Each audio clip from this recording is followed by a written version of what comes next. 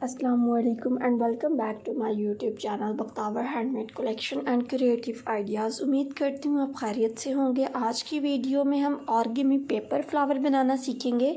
तो अगर तो आप मेरे YouTube चैनल के ऊपर न्यू हैं तो काइंडली सब्सक्राइब कर लें और बेल नोटिफिकेशन को ऑन कर लें। मैंने पिंक कलर का एक कलर पेपर लिया है 15 सेंटीमीटर लंबाई और चौड़ाई के हिसाब से।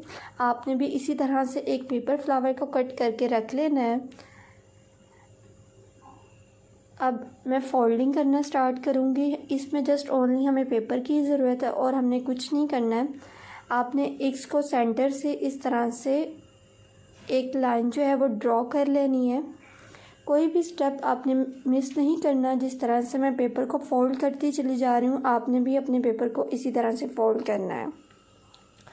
अगेन मैंने उसको एक बार दोबारा से टर्न किया है। टर्न करने के बाद मैं इसके सेंटर से अपने हाथ को फिंगर को बिल्कुल प्रेस करती चली जाऊंगी ताकि जो इसके ऊपर पैटर्न जो है वो ड्रॉ होता चला जाए।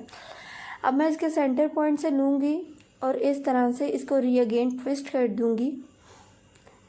इन पैटर्न का ये फ़ायदा होगा कि जब हमने अपनी पेटल्स को बनाना है, लास्ट पे जाके हमारे ये कर्व्स ऑलरेडी पड़े हुए होंगे, तो इस तरह से हमें फ्लावर बनाने में कोई मसला नहीं होगा। तो इसके लिए हम लोग पहले से इस तरह से अपने पेपर को बार बार फोल्ड करते हैं ताकि इसके ऊपर जितने हमें पैटर्न्स ड्रॉ होने वाले चाहिए वो इस तरह से हमारे पैटर्न ड्रॉ हो जाए।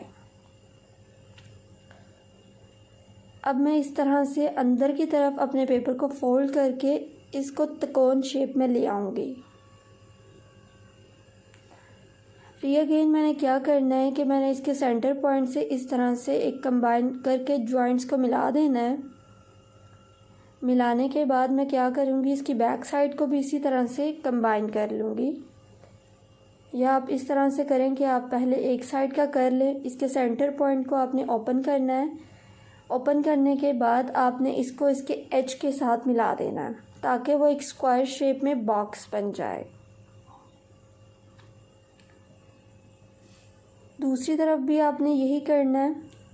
अब मैं क्या करूँगी कि मैं सिंगल लेयर को उठाऊँगी और सिंगल लेयर को उठाने के बाद मैं इसके बिल्कुल एज के साथ इसको ट्विस्ट कर दूँगी और इसके सेंटर पॉइंट को इस तरह से इसके साथ मिला दूँगी। मेरा एक साइड का जो है वो चीज़ रेडी हो गई है। अब मैं उसी पैटर्न को फॉलो करते हुए अपनी दूसरी तरफ आ जाऊँगी और उसी तरह से मैंने स्क्वायर बनाया। स्क्वायर बनाने के बाद मैं उसकी सिंगल लेयर को लूँगी और उसको वापस ट्विस्ट कर दूँगी। इसके अलावा फेसबुक और इंस्टाग्राम के ऊपर हमारे पेजेस मौजूद हैं जिसका लिंक मैंने आपको डिस्क्रिप्शन बॉक्स में दिया हुआ है। वहाँ से इजीली जाके आप मेरे स्टोर्स को भी विज़िट कर सकते हैं। अब मेरा पैटर्न जो है वो रेडी हो गया। इस तरह से मैं इसको ओपन कर लूँगी। ओपन करने के बाद मैंने इसको 2 पॉइंट्स के साथ ज्वाइन कर देना है।